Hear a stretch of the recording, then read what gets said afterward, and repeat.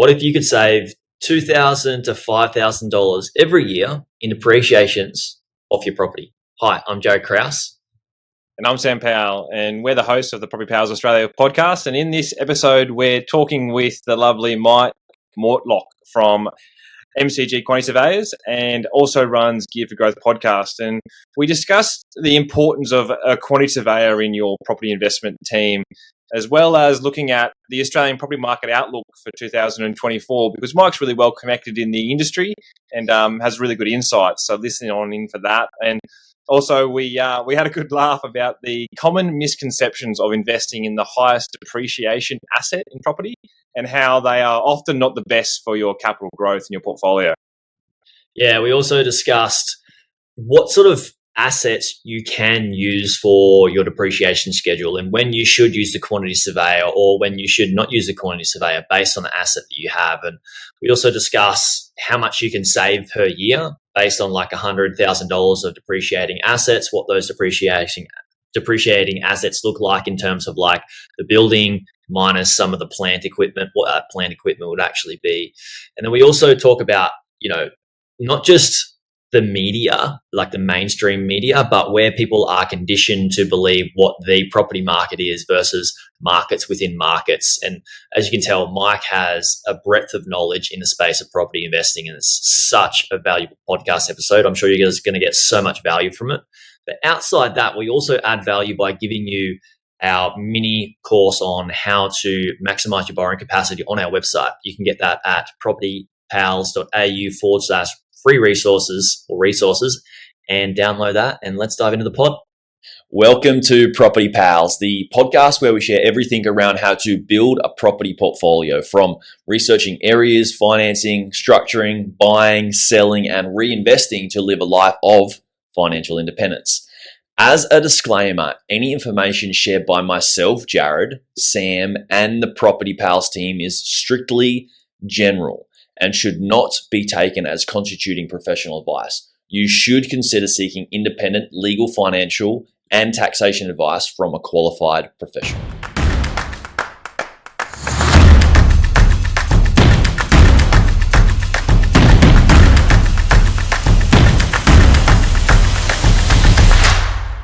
Sam, Mike, welcome to the pod, Mike. Thanks for having me. I've been looking forward to this one for a while. It's nice to meet you, and I've of course known Sam for a while, and he's always good value. So we'll see how we go. Yeah, lovely to meet you. We've had a good laugh already off air, so I'm sure this is going to be a fun time, and that's what we're about: education and fun time. So, quantity surveyor, like, what even is that? I guess walk us through what. Just for people listening, what is a quantity surveyor, and why is having one important for your team, in your property investment journey? It is one of those professions you can kind of go your whole life without thinking about. Like you drive to work and you pass street signs and telegraph poles and all sorts of things. Like the world just works magically because of little hidden people behind the scenes, and I suppose I'm one of them. So a quantity surveyor has got nothing to do with that tripod. We get that a lot, right? Those are the land surveyors. But a quantity surveyor is just someone that is a construction cost estimating specialist, right? So if you need to know how much something costs to build, you normally would go to a quantity surveyor. The way that I kind of work in the property industry is I'm more of a tax specialist. So I'm in the tax depreciation space. And the easiest way to explain that is that if you run a business, you have income and you have expenses. The income will be whatever stuff you sell. The expenses will be your staff or your marketing or your facilities and what have you. So when you're running a business, the income is the rent. The expenses are things like your interest component of your loan, your property management fees, and tax depreciation is an on-paper expense. And what that really is just us coming out and doing a report, a bit like a valuer does, and then getting all of the assets within the property, calculating their decline in value over time, which we get from the tax office. And then it just essentially helps people to pay less tax.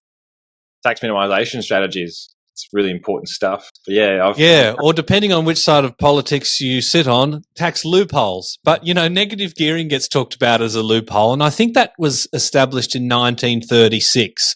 So I think if you're going to call it a loophole, it's got to be something that's kind of like newly found and not really intended for the purpose. Negative gearing does not qualify as a loophole in my view. Yeah, well, everyone's looking at ways to minimise their tax because we all feel like we pay too much in Australia. But like, when's it, like, this is a sort of a question, is you get people asking, well, one, what is a quantity surveyor? There you go. Fantastic. Thank you for that in-depth description. Done that, yep. And then it's like, oh, well, when's it actually worth using a quantity surveyor? And I usually go, well, go talk to Mike, but you're here now, so do you want to jump in and explain? Way to make me do all the heavy lifting, I suppose. I'm the guest. Also, I don't know what I expected. Also, I'd like to maybe frame that up as well as like, because I was looking at a quantity surveyor with two of my properties, and I thought, okay, I might get it. And Sam was like, well, maybe it's not worth it for those types of properties based on how old those assets are. So maybe like, when is it worth having one, or like what sort of assets it's worth having one for, and what it's like maybe not worth having one for, if that is even a thing. I'm going to have a red hot go, Jared. I came up with the 3 triggers that tell you when a depreciation schedule is worthwhile. Did you patent it? First, beg your pardon? Did you patent it? No, I haven't yet. I'll have to talk to my IP lawyer. I originally came up with it for property managers, right, who want to give property investors good advice but feel sort of like a little bit unsure about, talking about something that's not their area of expertise. But I think it works for anybody. So the 3 triggers are: if the property is built or bought brand new. That's the most obvious one. I think everyone knows it's a brand new property. There's going to be great depreciation. The reason why is because you'll be able to claim the original building structure as an undeducted asset. So it's got 100% of its value, right? So we estimate the construction cost as at the date that it was built, and then you'll get 40 years worth of deductions based on that. So it's brand new. The second one, it's built after the cutoff date for depreciation claims on the original building structure. Now, that's a bit of a mouthful, doesn't fit really great on an Instagram card. But what is important to understand is that in depreciation, there's kind of like 2 categories, or 2 main buckets, I like to call them. One is the plant and equipment items, and they're kind of like the loose fitting assets, things like carpets and blinds and ovens and cooktops. The other component is the structure. So that's going to be things like timber, like concrete, like gyprock, where most of the value will sit. So the cutoff date to be able to claim that structure is the 16th of September 1987. Don't even try and remember that exact date. Just think 87, right? So if it's built after 87, automatically worthwhile, right? Because the structure will qualify. So if the property was built in, say, 1988 for $100,000, at 2.5%, you're getting $2,500 a year worth of deductions, and that's really enough to pay for the report, probably in the first year, and you're getting 40 years worth of deductions. So, gosh, this is getting long-winded, but we're almost at the end. It's brand new, or it's built after 87. The third trigger is that it doesn't match 1 or 2. It's not brand new. It's not built after 87. So let's say it's a property built in the 60s, and we're talking specifically resi in this example. If it's built in the 60s, the original structure won't qualify, and you won't be able to claim the plant and equipment items. But what we're looking for is renovations or improvements. So if it's had a new kitchen or a bathroom or an extension, what we're able to do as quantity surveyors is estimate the value of those works, either done by the previous owner or done by yourself. And the first time we analysed this was pre-COVID. Construction costs were a lot cheaper pre-COVID. And we found that 69.9% of properties built prior to 1987 had been renovated to an average value of $39,500. And that's about the break-even point for a depreciation schedule being worthwhile. So another way of putting that is anything built prior to the cutoff date, we're finding almost 2/3 of them being worthwhile from a depreciation point of view. So it certainly does happen, Jared, that there will be properties that are too old, that there's not enough value to get a report done. We'll do free estimates, and if we don't think the property is going to stack, then we won't recommend it. So those, I think, are the three easiest ways to think about it. Is it brand new? Is it post 87? But if it's pre 87, has it been renovated? And we kind of want to see about 40 or 50 grand worth of renos. Yeah, I love it. So when you mean is it brand new, so that's one, and then another one is if it's post 87, and then okay. And so you gave a bit of an example around a 100K property, and it was 2.5% sort of like, or 100K worth of claimable assets.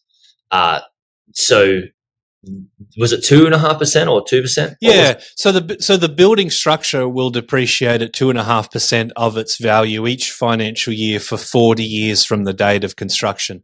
So a good pickup there. So technically, if it was built for $100,000, we would have to deduct the plant and equipment items, which might be worth $10,000, say. So then you're only looking at $90,000 remaining at 2.5%, which is way beyond my mathematical capability, but it's still going to be a worthwhile report. Yeah. And plant and equipment is, like you said before, like ovens and air conditioners and stuff like that. Got you. Yeah, hot water systems, door closers, ceiling fans, all of those types of things. Yeah, cool. So if that's 100K, so say somebody's got a property worth like 500K, the building might not actually, you got the land value, then you got the building value, I guess. So it's based off the building value minus plant and equipment. Is that right? Well, yeah, that is a way to look at it. But I would caution people to think about market value as having much bearing on the tax depreciation value. And, obviously Sam's in the right place for this conversation as a valuer, but market value and depreciable value don't always line up. In fact, we've done a number of reports where the total deductions were actually worth more than what the person paid for it, because it might not have been an arm's length transaction, or typically it will happen in commercial property where the whole land footprint can be building, and things can be over-capitalized as well. I also did an estimate for a house in one of the blue chip suburbs of Sydney. This is probably about 2017. Someone paid $8 million for a property, and we actually had to say, look, there's actually no depreciation deductions available in this, because it was some weird kind of abandoned mansion that hadn't had anything done to it since the 60s, like a bit of an odd situation. And if you think about the difference between, say, market value and depreciable value, another good example is, let's say you got two units. One is overlooking Sydney Harbour, and then the other one's on the other side of the building and it's looking at a car park. The market value is going to be much higher because of that view, but from a depreciation point of view, there's no construction cost in land or in views, right? So it makes zero difference. So I think, it's important to think about the difference between market value and actual depreciable value. Another good thing that I've picked up on too is people often ask you in like certain podcasts that I'm a bit of a fan of. If anyone's heard of Geared for Growth, and check out Mike is what are you top 44, top 50 in Australia now? Oh, that wasn't the podcast. That was yesterday. Elite Agents, top 50 influencers. So I came in the bottom 10%, but I'm in. So you're kind on of a big deal. Yeah, you're on the list. If it goes bad, I'm going back to my trailer. Yeah, you won't come back on, mate. But sorry about that in advance. But no, you make some really good points. My podcast, Geared for Growth, definitely check that out, especially because you were a guest only a couple of weeks ago. So I got to pick your gorgeous brain about all things property.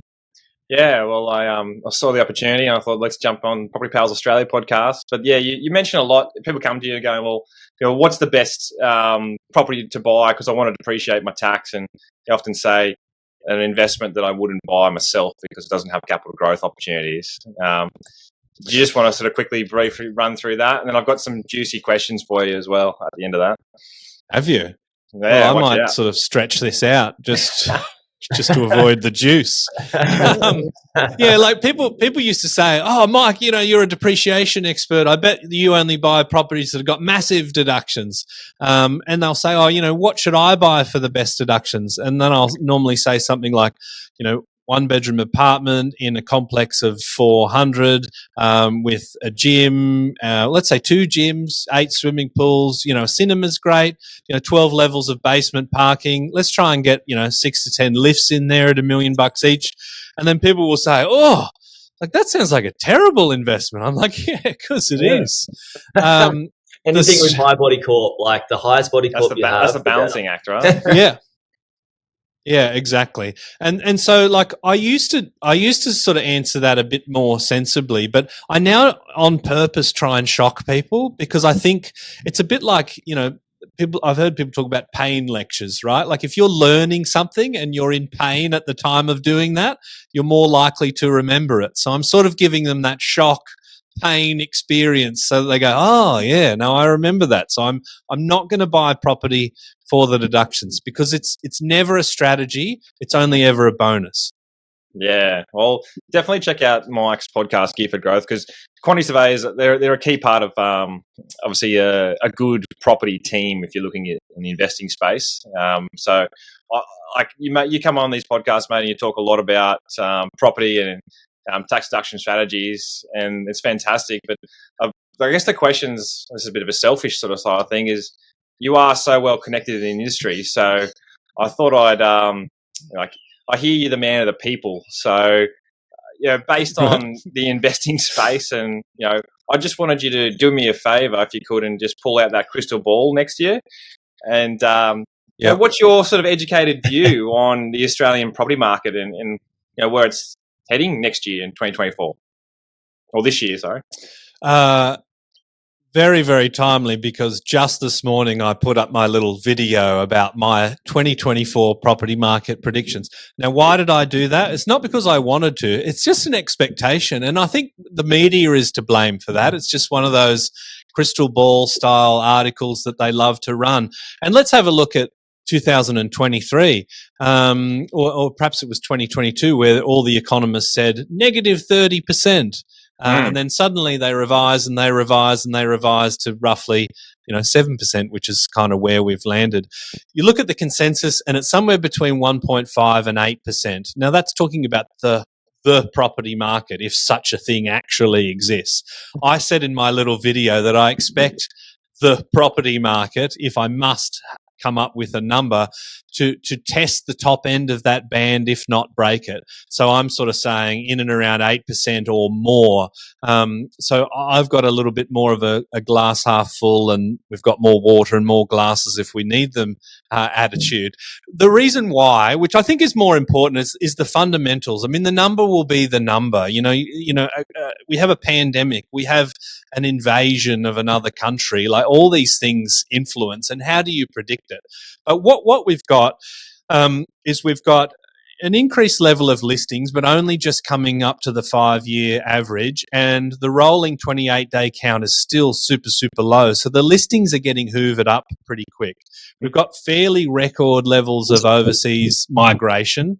We've got a fairly healthy economy and a reasonable household savings. The mortgage cliff hasn't eventuated. We've seen property investors scared out of the market. So we're at crisis levels of rental accommodation, and we're not building at a pace that the government expects that we will. The 1.2 million homes within 5 years is an absolute fanciful idea, given a huge construction shortage. We're talking a third of construction companies are reporting shortages. And then we've also got a huge pipeline of government infrastructure where all of the tradies are going. And of course, the bushfire season has maybe just about to start, but certainly natural disasters are coming thick and fast because Mother Nature's very upset at us for what we've been doing. And, you know, those insurance disasters, they pull a lot of the trades as well because that's where the money is. I mean, I've spoken to huge volume builders saying, we can't get roofers. I'm like, what do you mean? Like, you're like the big name. You're like the McDonald's of building. Like, surely people want to come and work with you, but there's actually more money elsewhere. So I think all of those fundamentals in concert with the sentiment in and around rate reductions, possibly in 2024, says that there's a lot of fire up the backside of property for 2024 for me. So why do you think that they are? I mean, the media, right, there's always an agenda, right? It's a business; they've got a message behind it. But like, you know, is it there to cool in like, I guess, the inflation issue that we're seeing with cost of living going up? But that's their kind of idea, is to put that commentary out there so people put that doubt in their mind. But it kind of is counterintuitive in my brain, right? Like, if you're trying to tell people the market's not going to do much, but we're on this massive housing supply shortage. You know, you look at everywhere. I mean, people are living in tents in Brisbane at the moment. It's pretty crazy, but that's why I'm bullish as well. Yeah, you've been around a little bit on the tracks. Any sort of insights into why they're saying the 1% to 4% rise? Yeah, well, the economists, I guess. I haven't met an economist or read any economist that I believe fully understands the property market, and they work on models, right? And, you know, I've said to people, like, economists are obviously very bright. They're very clever people. I don't think they're just all idiots on a massive salary and they're sort of sitting there at their desk going, gosh, I hope they don't find out I don't know anything. They're obviously very clever, credentialed people. But the property market is a bit of an obscure thing. I don't think there's any model that exists that can predict the movements of it. We can see kind of trends, but the data often has a little bit of a lag to it.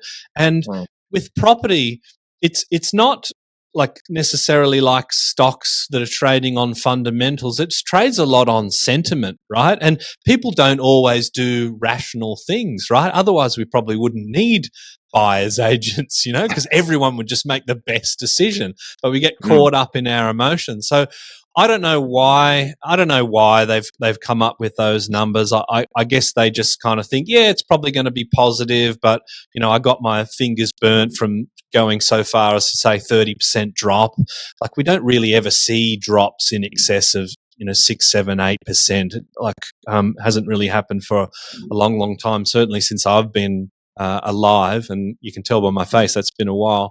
So I just don't really know. And the media doesn't care, and the market doesn't care about the media either, because you can see so many articles where they talked about Brisbane had to boom because of the differential between median house prices in Sydney and Brisbane was so big that it just had to happen.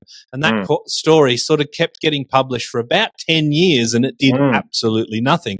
Now, of course, like, you wait long enough, every prediction comes right. You know, like, people are saying, oh, Perth's going to boom maybe 5 years ago. Could they look like they're geniuses today? Maybe, depending on who's writing their press releases. But yeah, the media, they aren't educated about property markets.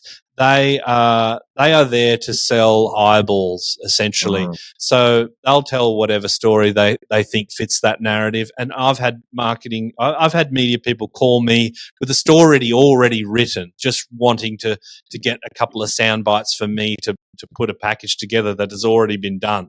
So, you know, if you want to understand property, I think turning off the telly and not reading the media is a good start. Except for this media, I agree, of course. 100%. And except for this one and any media that I've been in ever. I still actually hope to have a media profile. You beat me to it, mate. I've just set fire to it. You just beat me to it. I was just going to say, except for the Property Powers Australia and Geared for Growth, you know, jump on those ones. Really intelligent people having a go. I actually find a lot speaking of like MCG Quantity Surveyors, obviously you're the director of that company. Like, no doubt, data. Everyone loves collecting data and referring to data these days. So, you know, in your business, can you talk us through, I guess, the most dominant trends that you're seeing, from property investors with the data on your side at the moment, just to sort of paint that picture even further? Yeah. Before I do cover the data, Jared, were you about to chime in? Yeah, I was just saying, like, a lot of podcasts are pretty good media, all in property space. I find they're pretty up to date. They're a great wealth of knowledge. So there's a bunch there. So listen to all podcasts and make your own decisions based on what feels and resonates with you versus the narrative of the larger media that has a bigger agenda of just selling attention. When people are selling education, then you're typically going to get, better, in my opinion, advice versus people that are just selling attention. I need to jump into the data as well. That's a very good point. And just on that, I shouldn't say like just don't consume media, because podcasts are a type of media, blogs are a type of media, and there are individual commentators within the property market that are absolute gurus and that I respect really highly. I'm talking about, I don't want to say the word mainstream media because that's sort of become a loaded thing with conspiracy theorists, but I just mean, like these are shows like this, they're kind of independent. Like, yes, you guys have jobs and there's businesses and of course opportunities to promote, but the knowledge and the things that you're sharing are really quite outside of that, and you're just really putting it together for the people that know, like and trust you. So yeah, good point. Before we continue today's pod, I want to ask you a few questions. What is your property investment goal? What type of properties do you want to own? How many? What size valuation property portfolio do you want to own? And how much net income do you want to be earning? Essentially, what's your magic number in passive income that you want to be earning? And do you know how to get there? And if you do you know how to get there in the least time possible with the least amount of risk? Sam and I have been helping people invest in property and build property portfolios for years. People who are now replacing their income through property, and we want to help you do the same. Right now, for a limited time, we are offering free property coaching to our listeners. We won't be able to do this forever, of course, so head to propertypals.au/coaching. That's propertypals.au/coaching to see how we can help you achieve your investment property goals. Link will be in the description too. Data and trends, I absolutely love that. I'm working on my little Netflix trailer, something in and around. I tell stories with property data, and I love doing that. And some of the things that we've uncovered in 2023 is the rise of Perth.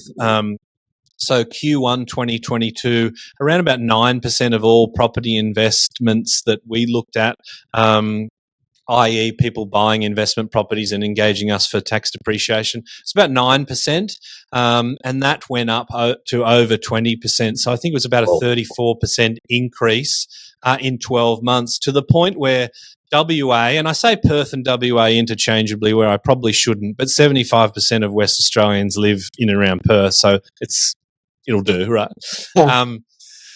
So it's actually, according to our data, the second most popular state in the whole of Australia for property investors, which is just insane. Like it's never been close to that. So Queensland's number one, WA is number two, and there is quite a gap down to New South Wales and Victoria. So that's an interesting bit of data.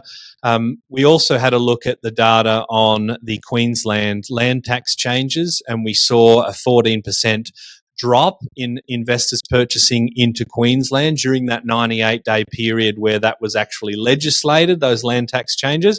Of course, it was repealed, but it was a big enough window for us to look at the data and say, yeah, property investors voted with their feet. And if that policy was designed to help rental affordability, congratulations, you actually made it worse. Perhaps there's a resignation on the back of that that's connected, but we'll leave that alone. The other one, just quickly, is the distance people live from where they invest. We did that first, I think, in about 2019, because we wanted to challenge that idea that people buy around the corner typically from where they live because, they want to be able to drive past and say, I own that, or make sure that the tenants aren't cooking meth or whatever people buy stuff around the corner from where they live for.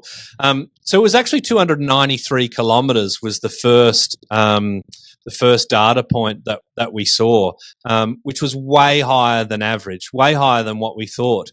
Then the next data sample was mid-COVID, and it actually jumped to 559 kilometers. So that was a really interesting thing to see, people using research, using buyer's agents, using available technology to buy, you could argue, far enough away that they're not going to inspect it themselves. 200 Ks you might, 559 probably not. After that, it actually almost doubled to 800 odd, and in our last data sample, it was pretty much 1,500 kilometers, the average distance people buy from where they invest. And I expect that to actually come down, because I think that's a Perth story, because most of these property investors that are buying into Perth reside on the East Coast. So that's just a couple of snippets of some of the data that we're putting out on a regular basis. And I think that's why I jagged my way into the most influential people for Elite Agent, because we shared some of that data, and I think part of their methodology is, who's clicking on which articles, and people were interested in that stuff. So I just sort of like hacked my way onto the list with data. What are you seeing with Victoria with the land tax changes? Well, I did a presentation to the Property Investment Professionals Breakfast in Melbourne a couple of weeks ago, and I had a little segment which was pretty cool, because the shadow Victorian Housing Minister was there, and I had a little segment called Stupid Political Decisions with Dan Andrews putting his thumbs up, and I talked about the Palaszczuk decision, I talked about the Dan Andrews stuff. Unfortunately, it's the data size is a little bit too small for me to robustly say this is the outcome. Indicatively, we are seeing a drop. We saw like an immediate sort of 5% drop. I want to let that play out a little bit more to see what the real results of that are. And in concert with some of the other data providers out there that are showing the percentage of properties that are for sale as investments, I think a lot of Victorians will be selling their investment properties. And there's no doubt that our volume has dropped in Victoria to around about 11% of national purchases, and it would have spent time over 20% in the last sort of 6 or 7 years. So it's a little bit too soon for me to say anything with confidence, but no doubt from the data we will see it, and anecdotally it's a disastrous decision for property investors and in turn renters. Yeah, I agree massively. And even from an investment point of view, we're sort of, I'll just pump the brakes on it just because it's killing all cash flow. So there's something to learn from that side. But I definitely see there's opportunity, because if people aren't actually, investing in that space, then it's going to add to lack of supply even further, which could lead to price growth as well. But we'll see how that goes. I did want to touch on something just while I got the chance too, because I saw, are you looking to be a master of property at the moment at Newcastle University? Yeah. What are they teaching you? I don't know if that ship is. Yeah, I don't know if that ship has sailed. So I started the Masters of Property program probably a year or two before I started my business. So we're talking 2008, 2009.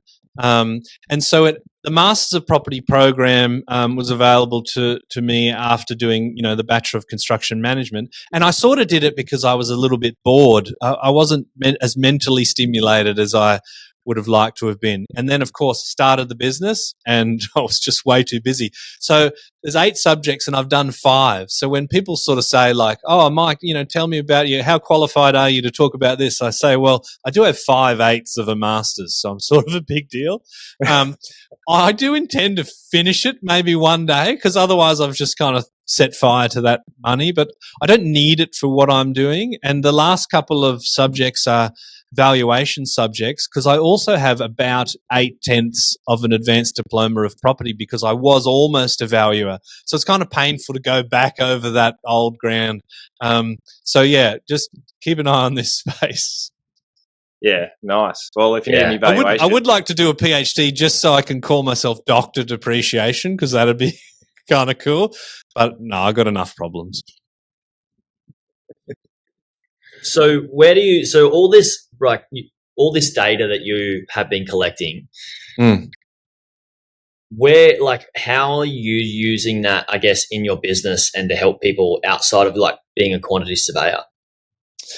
That's a really good question. I think how we're using that to help people is a tricky one, because we're telling stories that I think are interesting, and it shows sort of the shifting sands of the property investing market. But it's not a leading indicator; it's a lagging indicator, right? So it becomes more real time each year. So the first sort of data sample that we had, it was about 670 days between people buying a property and contacting us, because I think there's a lack of a lack of education around tax depreciation. It's now about 70 days, so that's pretty good, but that's 70 days post settlement, and settlement could be 70 days post exchange. So we don't necessarily have the data to say, oh, look, the people are buying in this location and that being of value, right? Because it's almost too late before we see it.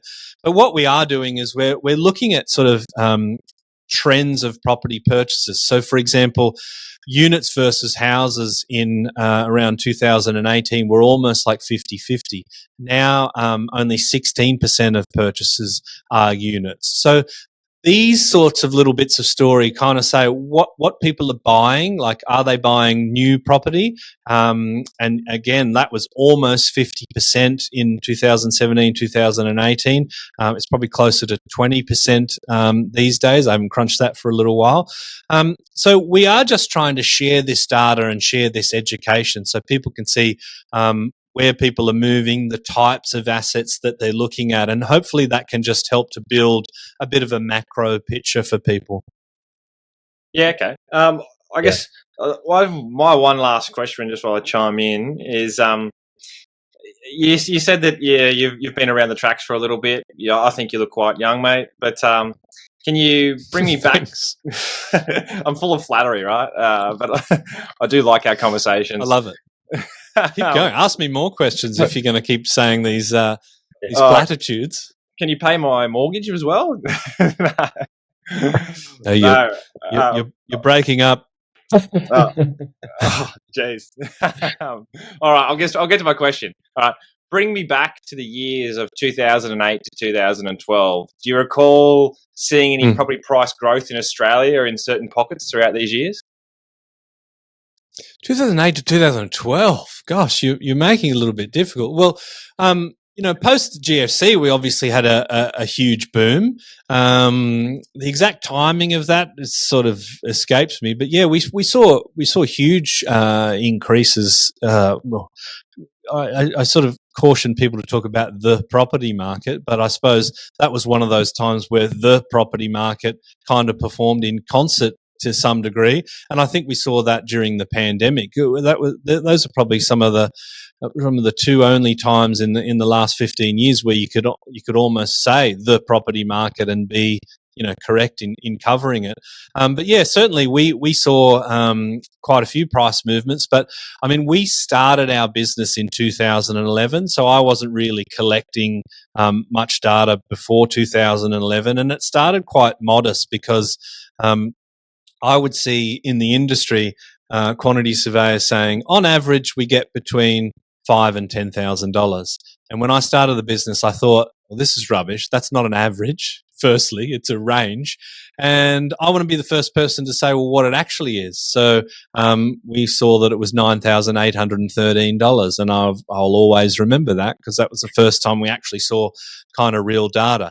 But I wonder if there's something that is there something specific that you're getting at there, Sam, with that time period? It's very suspicious. Yeah. I'm like, you're a wise man beyond your years. I get like the GFC, right? 2008 or in America, 2007. From a valuation perspective on the Gold Coast and sort of nationwide, we saw that downturn from sort of like 2008, and the bottom of the market around Sydney was probably like 2012 from what I can see. It's just that I'm trying to help people understand that there's obviously markets within markets around Australia, and talking to people like yourself, it's like I want to try and understand deeper as to, even though we saw a global financial crisis, right? And then prices were declining in, say, your Sydney and Melbourne. But there were pockets that, were, not as affected by that because there were that supply-demand mismatch. And I was just trying to gain a bit of insight to see if you did come across any markets that actually didn't decrease in value, because there is a lot of fear that the media pumped through, and it's holding people back from investing their money, right? So that's kind of the overarching. Well, yeah. Well, now you've given me some like bumper bowling lanes to throw my deliveries down. Yeah, you talk about locations, but I think segmentation is a big part of that as well. So the GFC was really perpetuated by the top end of town suffering quite big. I think the price points where typically investors purchase, and that's another data release that we had where the average purchase price was $650, and if you remove the outliers, according to ChatGPT's statistical models, it's actually closer to $550. And properties in and around that price point are just fundamentally more robust because they're just more affordable. If you think about purchasing property in terms of a pyramid, which I'm mentioning here now, I'm showing here with actions, which is not really great on an audio format. But at the top of the pyramid, good. At the top of the pyramid, you might have your 10, 20, $30 million properties out there. Now, at any one time, there's only a couple of buyers that have got the coin to be able to do that. You go midway down the pyramid, obviously the demand increases because there's more amount of people that can purchase that. You start going down to that 550 level, there's always demand. You're going to have tenants that might be looking to buy. You've got first home buyers. You've got investors. It's just much more a robust price point. So when people sort of say, like I've got, I want to buy an investment property, I've got, $1 million or $2 million, I'm sort of like, well, I think there is a sweet spot where diversification needs to be part of that.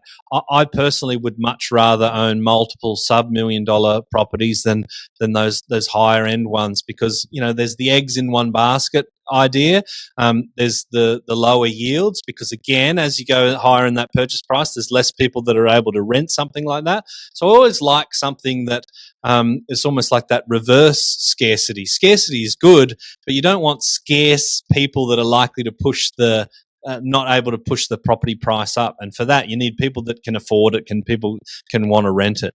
Yeah, I love that explanation, Mike. I'm glad that you put like a rough figure on that there around the 550 range, because I had spoken to Sam about this before as well, in me trying to build out my portfolio of like what's, if I can have a large borrowing capacity, should I buy something around 800, 900K? Or should I what should I buy like two at 400K instead? Yeah. And the supply and demand thing is huge. And I'd love to have you sort of answer why maybe two 400K properties, Sam, versus like one 800K property in terms of like supply and demand and growth factors, if you can jump in on that. Yeah, looking at the budget of say $800,000 or $900,000, look, I'd always go for what is the best quality asset. I don't like owning say 50 investment residential properties, because then you've got 50 kitchens and potentially 100 bathrooms to maintain and all that. I'd look at it from an asset point of view first, but I personally, from an investing point of view, hits on the nail on the head. What you mentioned before is I try to target areas under $750,000 just because they are that more affordable price point.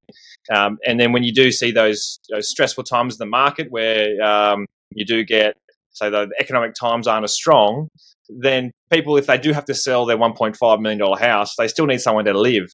And then from a risk mitigation strategy even further, I look going, well, generally they're not going to want to try and jump into the rental pool if they don't have to. So they might sell their $1.5 million asset, use that, and then still buy that security of a home that is, say, $750,000 or $650,000 that they can quickly afford. And they tend to be more, robust, as you mentioned, from not even from a price decline, because I'm that risk mitigation mindset of a valuer. I'm always looking at worst case scenario, but also on the best case scenario, I'm looking at it going, well, it can multiply, like a $750,000 property could multiply to $1.5 million potentially a lot faster than a 1.5 can multiply to a $3 million property, because there's less people in that pool looking to purchase it. Looking at the $800,000 or $900,000 example that Jared mentioned, I'd go further and say, well, let's see what we can seek out. And it might be that we find a really great asset for, say $650,000. And then it's like, well, based on that, we've only got we've got 150 to play with. Let's park that, increase that deposit size, and then go again in maybe 12 months' time. But the other flip side of that coin is, well, you can probably get two really good $450,000 assets in your portfolio.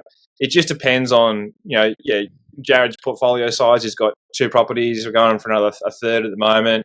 And it goes into that category of, well, what's your risk appetite and what's your goals for this purchase? And it's definitely coming to a time in his portfolio where we are chasing a bit more income, and he's got some really strong assets in one's in Queensland and one's in WA. So, yeah, diversification is pretty key. It might be a bit of a long-winded answer on my part. No, that's perfect. What are your thoughts on that, Mike? Yeah, look, I think, you're far more educated on these matters than I am, but I think that it depends on the market, right? Like, so you could go somewhere for $650, buy something that's kind of blue chip in that market.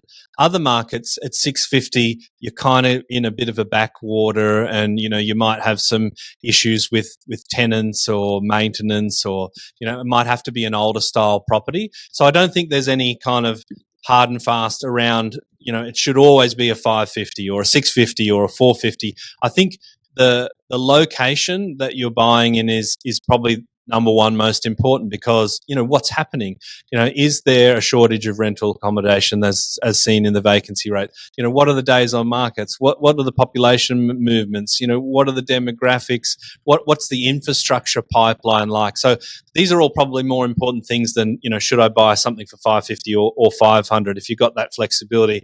But yeah, I do love the diversification of having multiple assets. I think you can take that too far and just try and hunt things that are $200,000 or something, which apparently are still available. But yeah, look, I just think if you've got $1.5 million to spend, you're better off looking at 2 or 3 properties than one individually. Yeah, absolutely. Yeah. I'm not a guru like you guys. Like, I guess, Jared knows more of this than anything, but you're right. Like, you start from the broad-based approach and the screen's too small, but, you start narrowing your way down. You want to make sure that you're investing in the best locations initially, and then having that session around that. And then going, all right, once we've found those 2 or 3 target locations, then it's really important to find the right asset, because we can't print the perfect property. But obviously it's the opportunities that present themselves, and then you go into what you can do on that asset and how it fits your risk appetite, and also what your cash reserves are. A lot of people at the moment are running around looking for, I want a granny flat play, or I want to develop it, and they're not really educated into actually the costs that are involved with that, and the opportunity cost of what else could you be doing with that money at that stage. So it's always a constant education process. Oh yeah, absolutely. And I think something that I talk a fair bit on my podcast is that the property is kind of like the exciting thing, but that doesn't mean that it should come first. I sort of equate it to dessert. Like if you're a good sort of a good country boy like me, you're always told by your parents, you can have your dessert, but you got to eat your veggies first. And I think the veggies is the planning, right? So it's kind of like, all right, well, why am I doing this? I'm doing this because I want a Ferrari, or I'm doing this because I want to retire on $100,000 a year, or I want to retire at 55 instead of 67. And then you can kind of figure out, all right, to achieve that, I need these types of properties. I need this type of yield, so I still look attractive to the banks as I continue to grow, and I need this sort of performance. I think if you're not doing that first, you're just going straight to your, what would have been when I was growing up, the Viennetta box ones. Like that was the height of of luxury. You know, like those were only for special occasions as the poor country kid, right? We had to have guests over, and even then I only got a slither, right? You can't just race to that. I think that's the hot spots, right? And I was talking to a professional hot spotter the other day, and he was kind of saying, I actually don't like, it's my job. I'm known as a hot spotter, but what I'm actually trying to do is find locations that will outperform the market over time, not like flash in the pan sugar hits, right? But we get so excited about that. Oh, we've got pre-approval. Like let's get the property. I think we do need to slow down and go, what are we actually trying to achieve? It's not fun. It's not sexy. I mean, you wouldn't expect anything fun and sexy from a quantity surveyor, basically an accountant. But it needs to be done if you are serious about the results and you want to treat your portfolio like a business, which I think everybody should.